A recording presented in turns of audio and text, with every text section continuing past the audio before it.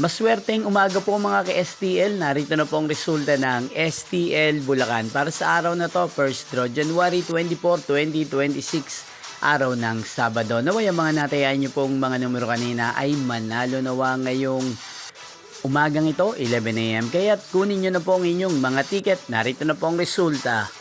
Ang mga numerong nanalo sa STL Bulacan ngayong umagang ito, January 24, 2026, 11 AM. First draw result 33 at 33 or Pompiang 33. Again, 33 at 33. At ngayong umagang ito sa STL Bulacan, natin pong i-shoutout si Ate Madel ng Bulacan. Shoutout po sa inyo, Ate Madel. Sana po ay nasa maayos kayong kalagayan. At sa lahat po ng mga taga Bulacan, shoutout po sa inyo. Inyo pong napanood ang resulta ng STL Bulacan. Magkita-kita pong muli tayo mamayang 4 PM. Thank you for watching.